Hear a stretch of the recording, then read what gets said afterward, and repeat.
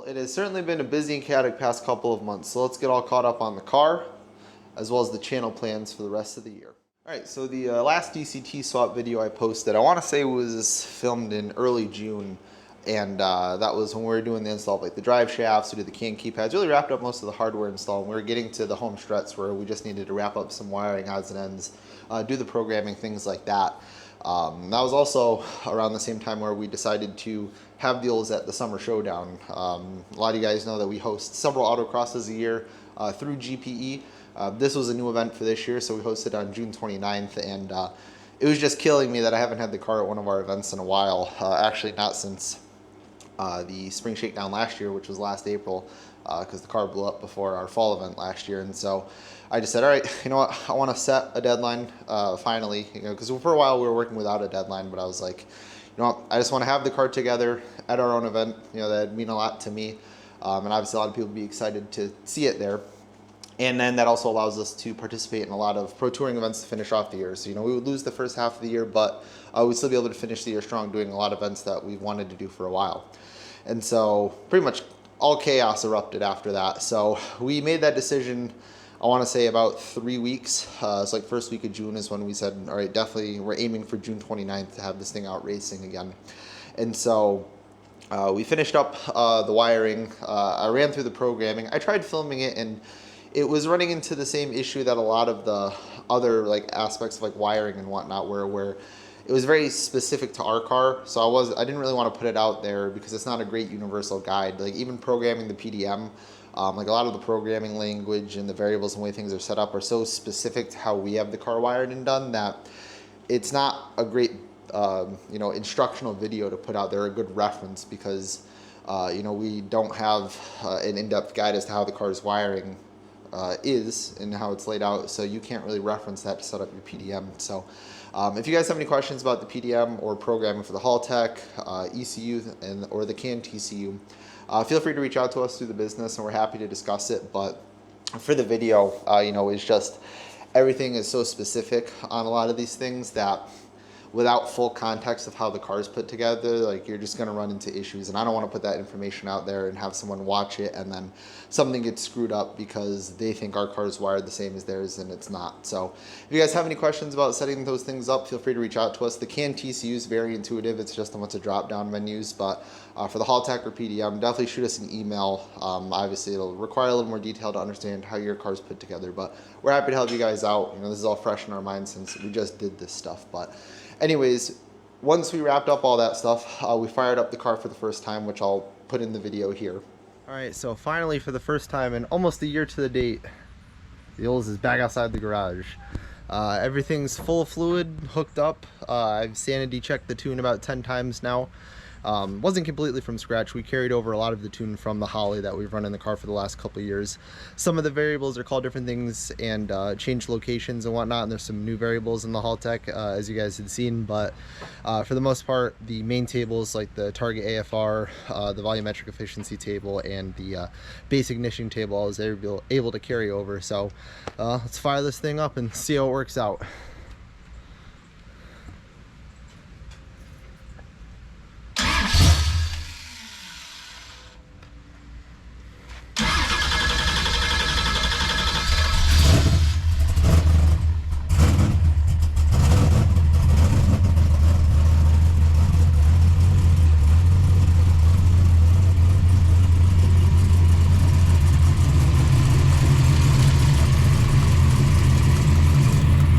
Waiting a very long time to hear that noise again.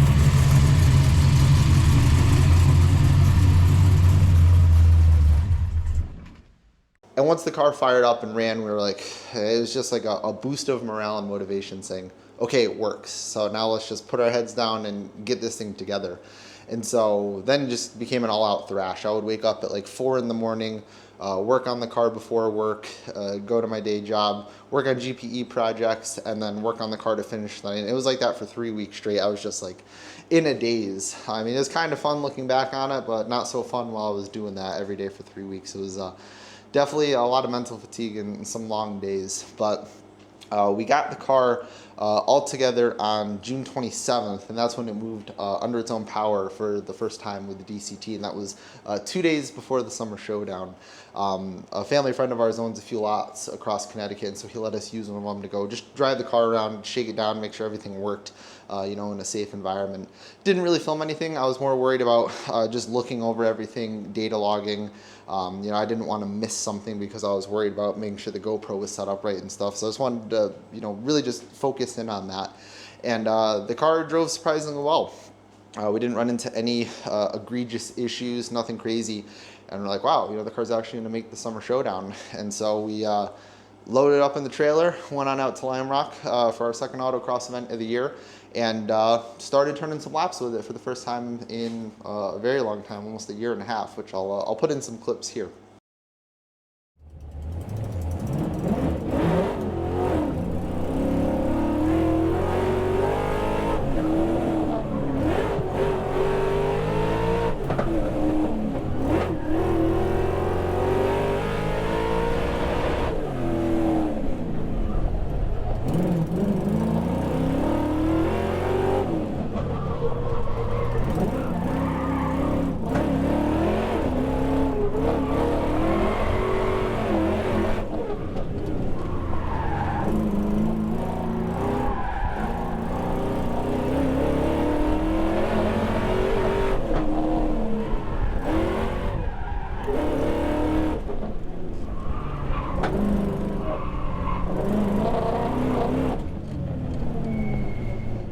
And so we had 4 drivers signed up for that event. It was me, Justin Peachy, who's a very well-known grassroots racer, incredibly talented, very fast in everything he jumps in. So I figured it was a good opportunity to get some good feedback in the car from him.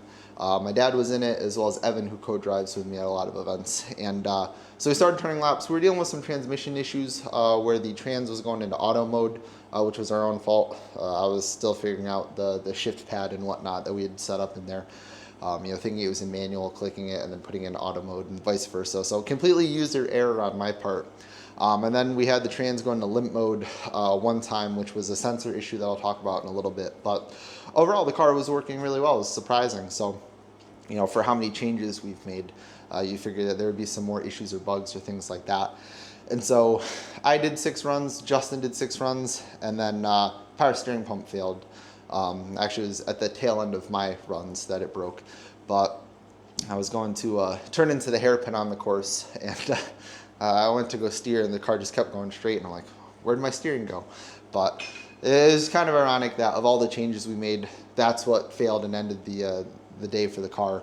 So it was good to start turning some laps in it, and just to see the car out on track again, and just it's just an awesome feeling. It's been a very long road getting it back together. But ultimately the day ended, so I said, okay, it's just a power steering pump, nothing crazy. I'll get one ordered. I actually ordered one that night as soon as I got home from the event. Got one coming, so I'm like, okay, I'll just slap a new one in, and then we're good to go. And that way we can just start racing the car now. And so got the new power steering pump in. We lost a couple weeks to rain here in Connecticut. It was one of those summers where it just decided to rain on every weekend, but then it's beautiful during the week when you're stuck inside working. So by the time we were finally getting the car ready to go, we were coming up on the Motor State Challenge, which is an event I've been wanting to do for a very long time.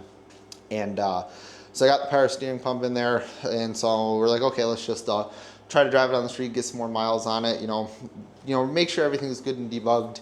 And that's when more problems started popping up. So when we did our initial tests with the car, it was absolutely flawless. And then now all of the bugs started to just sporadically pop up. So we're actually dealing with a weird issue where the car would lose the drive-by-wire signal and then go into limp mode.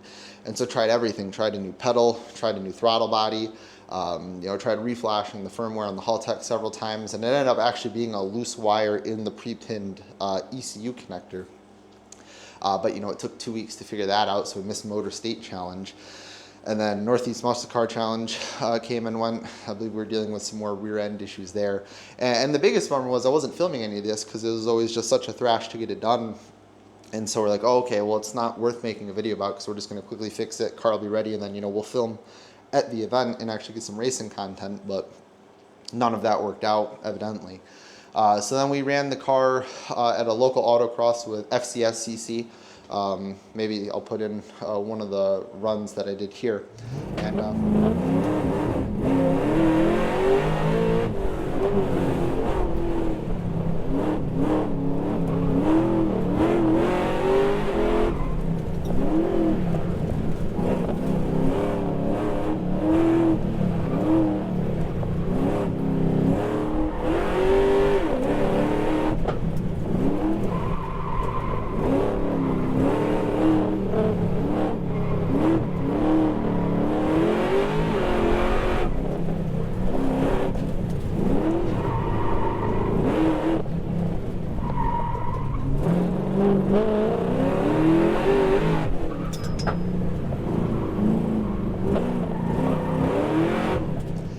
first 3 runs was good. We were actually sitting second on raw time. I was, I think, a 10th off FTD all morning, and I was sitting top packs. So I was like, okay, we're in for a good day. Car's working well.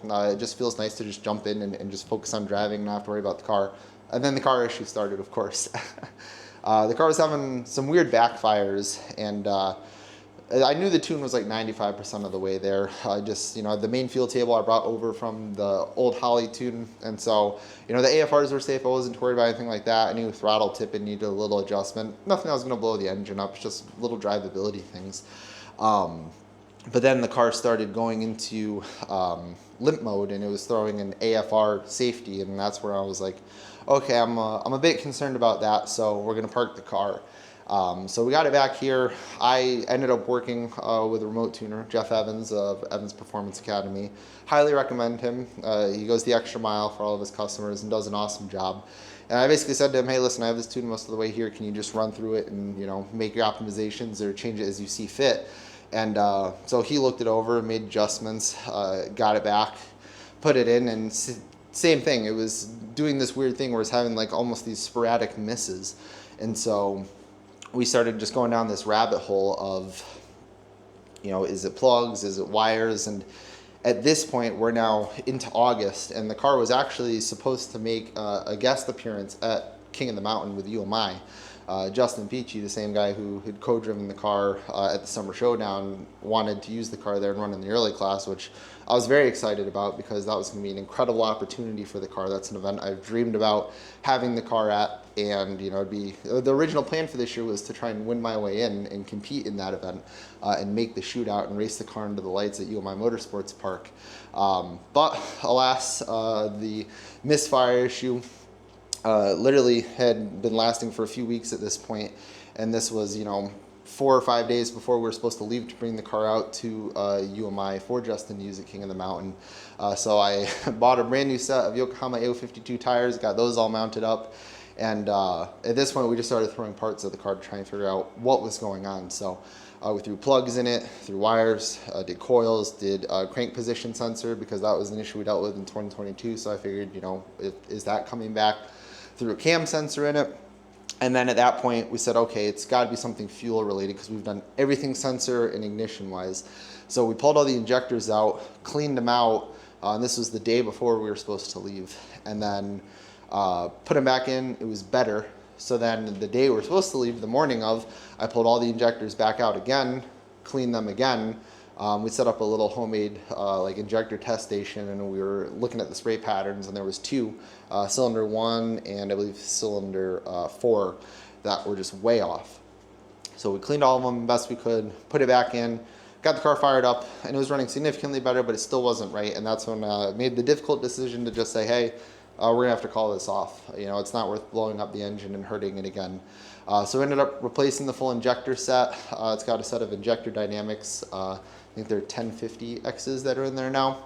And of course that fixed all the issues. Now the car runs perfect. Had the tune updated for that, and now it runs great.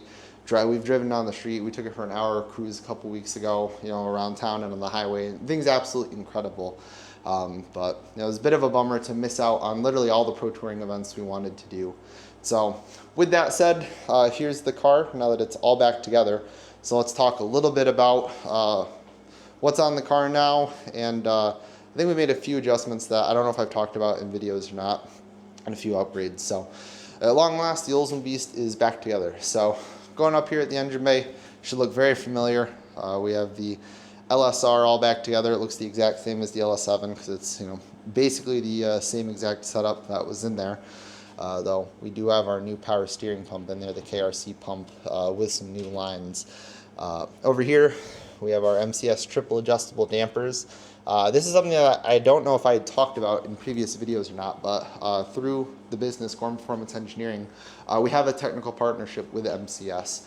As part of the upgrades that we were making on the car, we wanted to have a good damper partner. Not all dampers are made the same, and it's one of the most important suspension components that you can have on the car. You know, I see so many times in the pro touring world, people will put really nice suspensions on, but then they'll cheap out on tires and dampers, which are arguably two of the most important components in the entire system.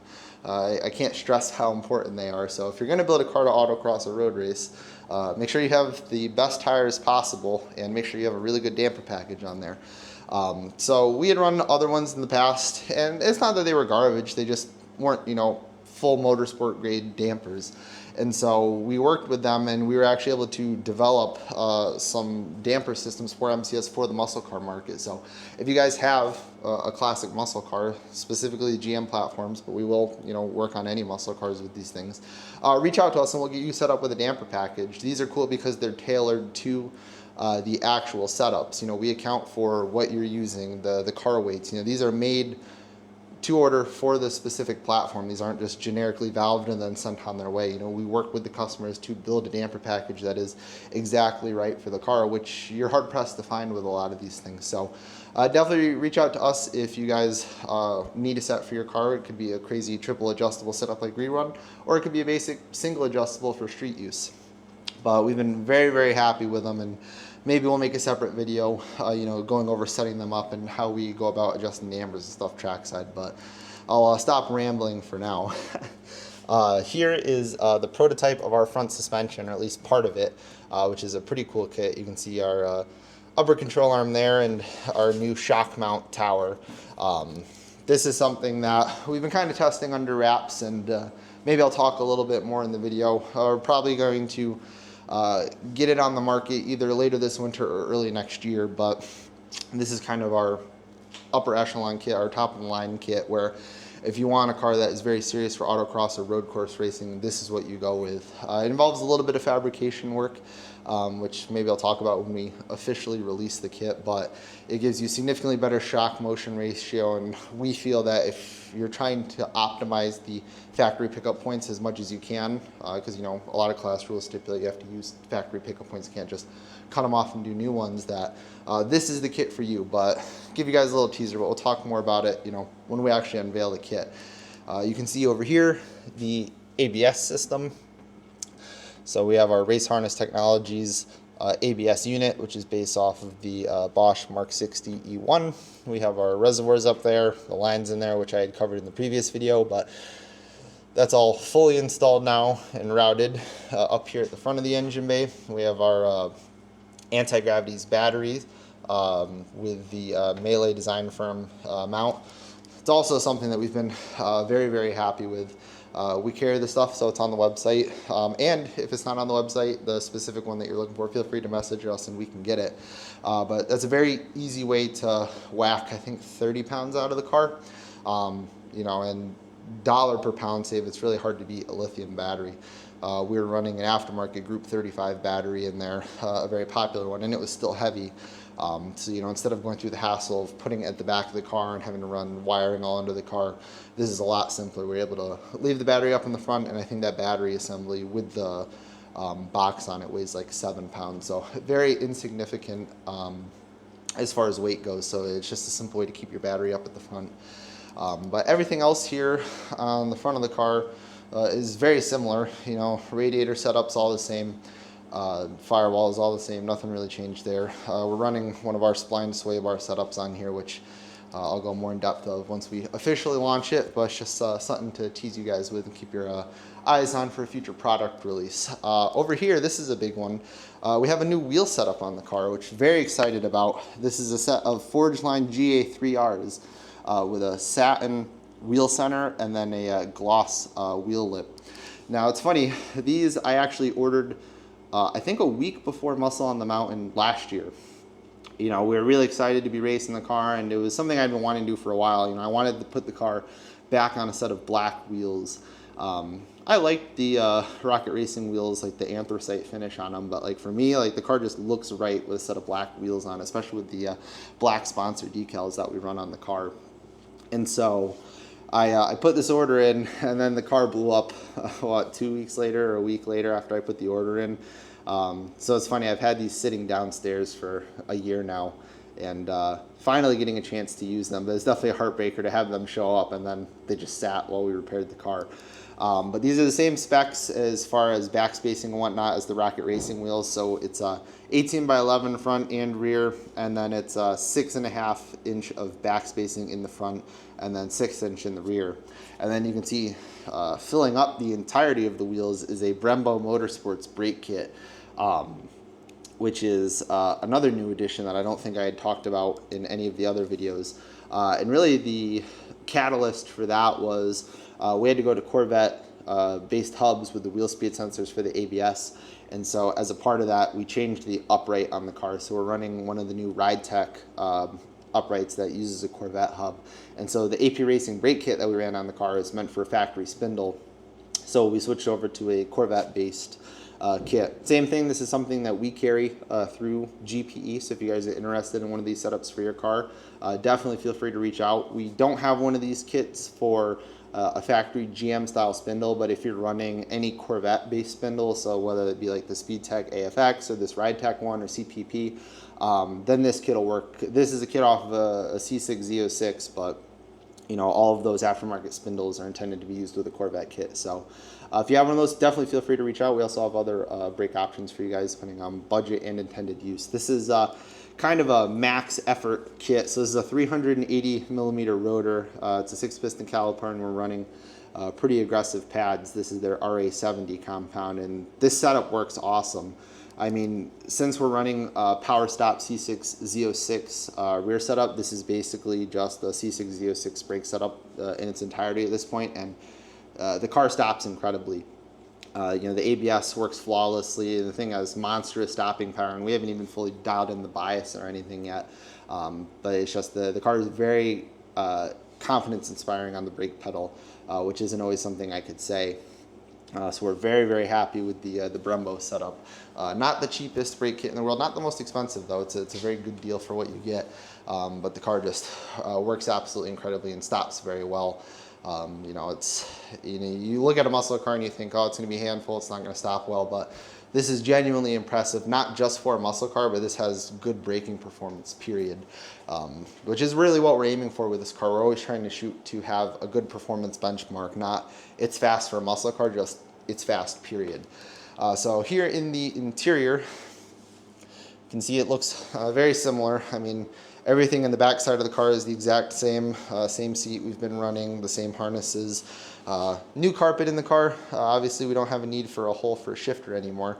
But you can see we have the AIM PDM dash in there now. Still need to finish putting the trim in. I have a surround panel designed. I just need to 3D print it. Same thing here, like the dash trim. That's not done yet. I have it CAD designed, so either make it out of carbon fiber or I'll just 3D print one to toss in there as like an interim thing. You can see our CAN keypads in there, just mounted through the dash for now. And then over here, we have a cool little insert that I designed and 3D printed, which I may end up selling ones of these for like gauges and whatnot. So if you guys want one of these for your 70 to 72, let me know and then I'll get them up on the website. We have this one configured for our brake bias adjuster on the bottom and then our traction control rotary knob. So 12 positions, and we can adjust the traction control intervention in real time. So right now it's it says it's 10, but in reality it's programmed to be 1, which is 0. So it's just shut off right now just because I don't have it fully tuned, and so I wanted to wait until we get a reliable base first, and then I'll add in, you know, the functions like traction control. Oh, and one other thing I didn't point out is the DomiWorks paddles. So these are carbon fiber paddles that I have a little adapter mount that I designed and then 3D printed to mount them onto our MPI wheel. So that is where the car is at right now. Obviously we got the fuel cell in the back, which you guys already saw. Nothing's different with that. It's just plumbed up with the fuel lines now, but that's where the car is at. It's very exciting to see this thing back together. It was definitely very frustrating over the last couple months, and also very hectic. You know, it's haven't made much content. Obviously it's been a bummer. Like, I really wanted to, you know, do more events with the car this year and film that, especially because the car is very, very capable right now. These changes, even though we've only done a couple events with them and are just scratching the surface, feel incredible. Not only is the car performed the best it ever has in autocross, but also even driving it on the street. When we took it out a few weeks ago to go cruise on the highway, it cruises like a brand new car. The DCT with double overdrive, it's nice and smooth. It's smoother getting going from a launch. When we had the T56 in the car with the very aggressive triple disc clutch, the thing was an absolute nightmare to try to get going. And so this car is fun to drive on the street again, which is honestly something I was very surprised. You know, as we continue to make the car more and more hardcore, you know, I thought that I wasn't really going to want to drive it on the street much at all anymore, especially with how the car was last year. But going to the DCT has been absolutely incredible. And as we get more miles on the car, I'll do like a full impression video. And as we're doing some events to close out the year, we'll do some filming. But even just first impression is that this thing is transformed back into a true pro touring car, where it's very comfortable to drive on the street, especially with these MCS dampers set to full soft. It just soaks up bumps. Even though we're running a stiff spring rate in it, the car's very livable on the street. I mean, it's a little loud, it's a little hot on the inside, but you know, that's my own doing. But as far as the car mechanically goes, it's awesome. It cruises at a good temperature, it stops well. I mean, the aggressive brake pads in the front are definitely shooting up those rotors when they're cold, so I wouldn't put too many miles on it right now, but you can always change out the pads to, you know, something more street friendly and then swap them at the track. But yeah, the car has been absolutely incredible. It is everything we hoped it would be in terms of performance and in terms of just street comfort and drivability. So yeah, you know, it's been a little quiet lately. Just things got so hectic with getting the car together for the summer showdown and then trying to start debugging it. And then we had a bunch of projects going on for GPE for customers. And then trying to continue to figure out all these issues in the hopes that we were going to thrash, get it done, and then get it out to an event and then make content. But ultimately it didn't happen. So I figured it's good to just give you guys an update, say, hey, here's what's been going on. The car is back together and it's running now. I mean, it's been running on and off for the past couple months, but now it's pretty well debugged. And so let's talk about plans for the rest of the year for the channel. As I'm recording this, it's currently late August. Actually, today's I think it's the first or second day of September, I don't know. Time's flying. But really the plan for the rest of the year is going to be similar to what we did in 2022, where we're just going to be racing the car at a bunch of local autocrosses. Even though we're approaching fall, there's still a lot of events left in the calendar. And so we're just going to be racking up testing mileage and trying to get this thing ready for 2025. We're just trying to continue to understand the changes we made. I need to knock the rust off and just get seat time again as a driver. That's important. And continue to, you know, figure out, are there any weak points, little adjustments we need to make. You know, winter plans haven't been solidified yet. We're not going to be making any huge changes to the cars. As fun as this was and as much performance as we've gained, I don't want to do this every year. You know, it is important to just have the car out there and racing. And you know, I really understood that this year. It broke my heart to miss some of these events. You know, Muscle on the Mountain, and then what happened with King of the Mountain absolutely sucked. Like, you know, as much fun as I have engineering and working on this car, which I really do enjoy a lot, it's important for me to also go out, race it, make memories, and have fun with the car and, you know, add to its story. And so next year, the goal is just to do all the big pro touring events, but that'll be, you know, a discussion for another time as far as our racing schedule for next year and our plans. But for the rest of this year, we're just going to be racking up test mileage at local events. We have another event we're hosting at Lime Rock on October 5th, the Autumn Apex 2.0. But aside from that, we're just going to be doing some local road course days, local autocrosses, which we'll be filming as much as we can, you know, just to race the car as much as we can and continue to understand this brand new setup. A lot of the car has stayed the same, but also a lot has changed to the point where my fundamental understanding of the car is very different now. So that's where we're at. The Oldsmobeast finally lives again, which we're very excited about. This has been a long time coming. And if you guys have any questions about the DCT or the PDM or the Hall Tech, things like that, feel free to shoot us a message. We have our business email down below in the description. or feel free to shoot me a message on Facebook, whatever way's easiest for you guys. You know, as much as I would have loved to finish off the swap series with like a programming video and whatnot, it ultimately just didn't make sense to, just because a lot of the stuff isn't very universal. So I'd rather answer it on a question by question basis through the business than try to put out a generic guide that isn't really generic, because it's very specific to your car and your setup. So we're happy to help you guys out if you guys need any of the parts to do the swap, or if there's any parts that you see on the car that you're interested in, whether that be our upcoming suspension parts, the brakes we did, the wheels, whatever. Feel free to shoot us a message. We're happy to help you guys out and cut you guys deals where we can. And, you know, build some more of these pro touring muscle cars, because that's what we love. So I hope you guys enjoy the update. We'll definitely have some racing content coming very soon. You know, things have definitely settled down a lot now that the car is back together finally. So now we can just get back to focusing on GPE design projects, continuing to develop parts that we've been wanting to do, and just race the car, which is something we've been wanting to do for a very long time. So that's all I got for you guys now. I hope you guys enjoyed the unveil of the new version of the Olds, and I hope you guys are excited to see it racing very soon.